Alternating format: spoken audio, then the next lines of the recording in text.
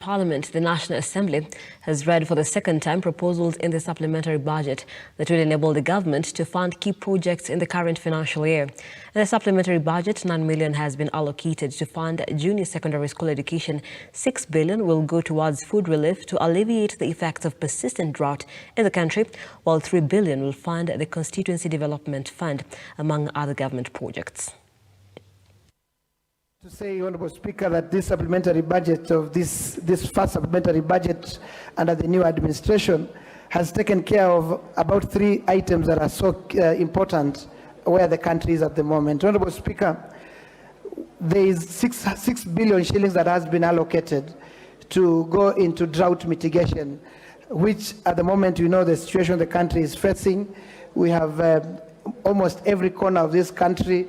We have a drought that is ravaging every area, and Kenyans are suffering because they're not able to do their normal, get the normal food, and even the food baskets have been affected. So this 6 billion, Honourable Speaker, has been allocated for food relief.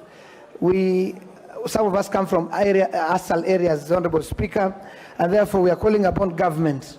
The immediate this supplementary budget is passed and signed into law, we expect that suffering Kenyans need to get this food, and therefore all the apparatus of government that are concerned in the distribution must move in fast to save lives, Honourable Speaker. Honourable Speaker, we know the confusion that is going on right now under junior secondary. This supplementary budget has allocated 9.2 billion shillings to go and sort out the mess we find in the junior secondary space, Honourable Speaker. And therefore, Honourable Speaker, we know capitation in this country for our students in schools. In primary school, definitely this capitation is very little.